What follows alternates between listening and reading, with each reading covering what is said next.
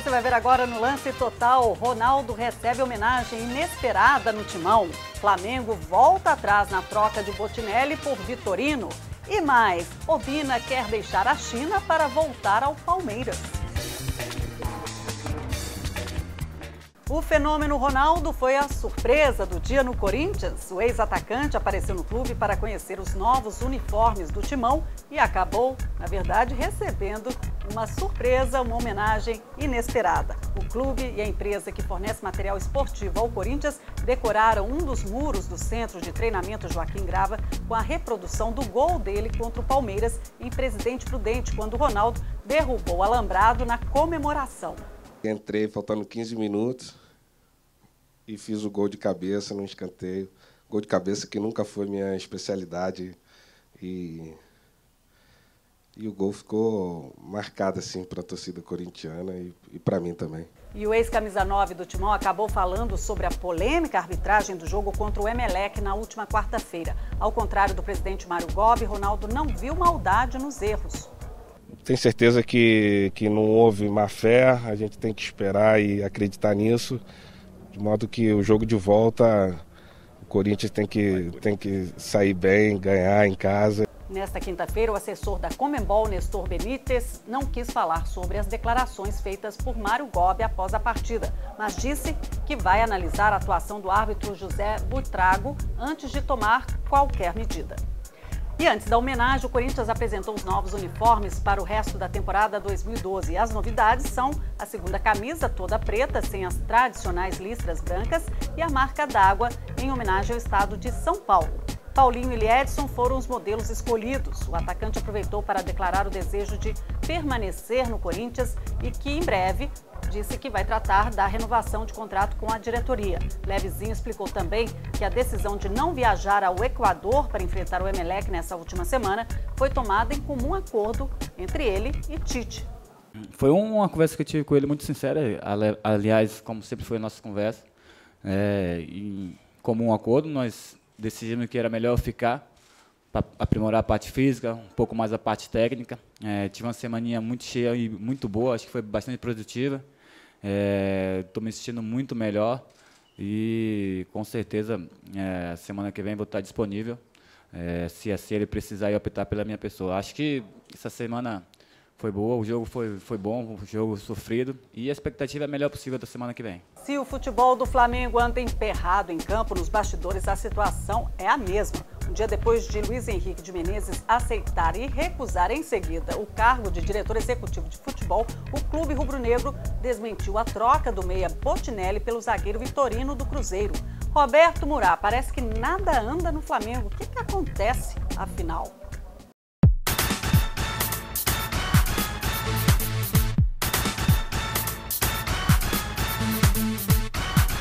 O Flamengo deu duas barrigas, que é um termo que os jornalistas usam nesses 2 últimos dias. A primeira foi com o diretor de futebol, foi uma vergonha. O Flamengo tinha apalavrado com ele, tinha dado como certo, porque já tinha tido um contato prévio e apenas a fazer a proposta. Quando optou por ele e foi conversar com o Luiz Henrique de Menezes, ele não atendeu o telefone, os dirigentes não sabiam e o cara ficou sabendo pelos próprios repórteres, que contaram aos dirigentes e até ouviram piadinhas por parte do repórter que noticiou a eles. Depois eles ficaram cientes através da presidente que o Luiz Henrique não viria mais. A outra vergonha que o Flamengo fez nesses dias foi a negociação entre Flamengo e Cruzeiro na troca Botinelli e Vitorino. Por incrível que pareça, o clube não notificou os jogadores, já dava a transferência como certa. Os dirigentes já falavam como ficaria o time, que o Vitorino ia ser o zagueiro que ia acertar. Mas por incrível que pareça, o Botinelli não quis ir para o Cruzeiro. E a transferência acabou não evoluindo. E ficou até um pouco feio para a diretoria, que vai ter que dar uma resposta nesses próximos dias, porque o Flamengo está de férias. O Flamengo não joga. Tudo que aparece na imprensa de negociação ganha uma dimensão muito maior, porque não tem jogo, não tem nada. e só tem aparecido coisas ruins. O Flamengo parece que a crise não vai acabar nunca. E no treino dessa sexta, o técnico Joel Santana voltou a escalar Renato como titular ao lado de Luiz Antônio e Cleberson. O meia atuou como primeiro volante e, apesar de ter que jogar mais recuado, disse que não tem problemas para assumir a posição. Meu tempo que eu passei na Turquia, eu joguei as 2 temporadas que eu fiz lá, tudo de primeiro volante, né? Então quando no jogo contra o Vasco, o Joel me optou, eu já tinha uma certa característica de jogar ali já, né? Eu acho que eu não tenho a característica do Williams, do próprio Maldonado ou o Aito, que é de marcar, mas é uma coisa que a gente vai aprimorando. Acho que o Joel tá me testando nessa posição. Eu vou procurar dar o meu máximo, vou procurar fazer o que eu não faço, né? Que talvez de fazer mais falta, de tentar roubar mais bola, para que eu também possa ser uma opção para o Joel também. Acho que é bacana isso aí. E quem apareceu no Ninho do Urubu nesta sexta foi o irmão e empresário de Ronaldinho Gaúcho. Assis conversou com alguns jogadores e depois se encontrou com Paulo César Coutinho, vice-presidente de futebol do Flamengo. Ronaldinho Gaúcho está há 4 meses sem receber salário no clube e a dívida já chega a 5 milhões de reais. O Botafogo ganhou um reforço na torcida. Washington Abreu, pai do atacante Louco Abreu, esteve no treino do Botafogo antes do primeiro jogo da final do Campeonato Carioca. Ele pôde acompanhar nessa sexta que o filho está recuperado das dores na coxa direita e deve voltar ao alvinegro na partida decisiva.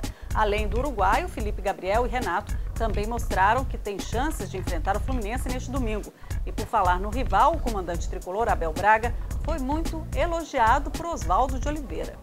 Bom, o Abel é um treinador vitorioso, e eu não tive grandes oportunidades de bater papo com ele, mas as poucas oportunidades que nós tivemos de estar junto, também é uma pessoa muito agradável, é um pianista, né? Já é um cara muito legal, que eu gosto muito, respeito muito o trabalho dele, e a gente vê o reflexo disso ao longo da trajetória dele por vários clubes, com título mundial e, enfim. Então é indispensável falar de uma pessoa tão laureada quanto o Abel. E os gandulas não entram em campo, mas tem sido aí o foco dessa grande decisão. Depois do Botafogo ter levado assim uma ajudinha na final da Taça Rio contra o Vasco pela gandula Fernanda Maia, o Fluminense já se antecipou e registrou na Ferja sua preocupação com a garotada que fica à beira do campo. O técnico do Botafogo, Oswaldo de Oliveira, não gostou muito dessa reclamação dos tricolores e relembrou um momento em que o rival também foi, de uma certa forma, ajudado ainda na Taça Guanabara. Nós não fomos à federação quando o Gandula botou a bola para o Thiago Neves bater o escanteio na cabeça do Fred, ele quase fez o gol contra nós.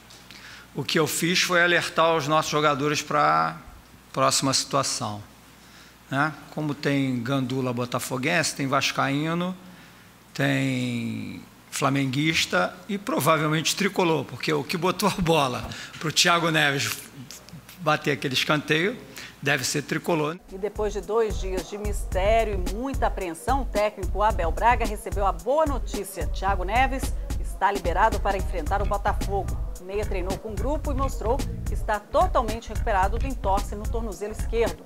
Já o Wellington nem segue fora do time, além de Diguinho, Anderson e Valência.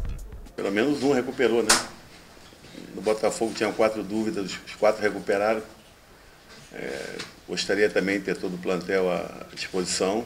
Eu estou sem o Anderson, sem o Valença, e que nenhum dos 4 jogadores, o mais o Diguinho, nem nenhum deles fazem parte. O meia Oscar teve o nome publicado no bid da CBF nesta sexta-feira. O jogador, que trava uma verdadeira batalha judicial para não atuar pelo São Paulo, foi liberado pelo TST por meio de um habeas corpus para atuar por qualquer equipe. Luiz Signor, o Oscar está liberado então para atuar no Gauchão e na Libertadores?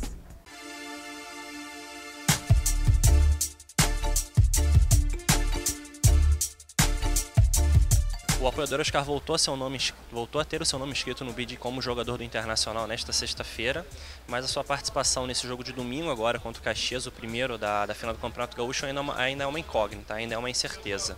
O Internacional quer ter certeza junto à Federação Gaúcha, a CBF, sobre a inscrição dele para não correr riscos de perder pontos posteriormente. Ainda está se resguardando, a tendência é que ele jogue, a tendência é que a CBF autorize essa presença dele agora no domingo. Já para a partida contra o Fluminense, nessa próxima quinta-feira, pelo jogo de volta, né, da Copa Santander Libertadores, a presença do Oscar também é uma incerteza, já que nessa próxima terça-feira vai acontecer o julgamento do mérito do habeas corpus que foi concedido pelo TST, e caso exista uma reviravolta, caso o Inter sofra uma nova derrota, né, esse vínculo do Oscar com o Inter vai ser perdido novamente, e o Oscar vai ser desfalque para esse jogo decisivo contra o Fluminense. Ou seja, essa próxima terça-feira vai ser decisiva. A tendência é que ele jogue contra o Caxias agora no domingo, mas contra o Fluminense ainda existe muita incerteza com relação a isso. Moleza no Palmeiras só para os jogadores de linha que realizaram apenas atividades físicas no gramado nesta sexta. O preparador de goleiros Carlos Pracidelli pegou pesado com os arqueiros do Verdão. Foram diversos fundamentos que exigiram bastante dos defensores. O Verdão encara na próxima quarta-feira o Paraná Clube pela Copa do Brasil. Para o zagueiro Henrique, o jogo não deve ser fácil e treinamentos como este são importantes para a preparação para um duelo assim. É difícil, o Paraná joga bem fora também, então a gente fez um resultado positivo lá, mas é outro jogo e tudo pode acontecer. Essa semana, como você falou, foi uma semana diferente, uma semana boa, né, de trabalho, então bem produtiva, onde que a gente tem que guardar tudo isso aí e levar para o jogo quarta-feira. Deu no blog do Perrone, o atacante Obina procurou o Palmeiras e disse que tem interesse em voltar ao clube, mas, segundo o blog, apesar de Filipão estar atrás de um atacante e aprovar o retorno de Obina, que está no futebol chinês, a direção alviverde está indecisa. Arnaldo Tironi só irá se decidir sobre a contratação após o início do Campeonato Brasileiro. A CBV apresentou na manhã desta sexta-feira os novos uniformes das seleções masculina e feminina de vôlei. As roupas já serão usadas na próxima semana no pré-olímpico feminino e no mundial masculino a partir do dia 18 de maio. Como novidade, as camisas trazem um escudo em alto relevo com o slogan "Gigante pela própria natureza". Os novos uniformes terão as cores amarela, branca e azul marinho.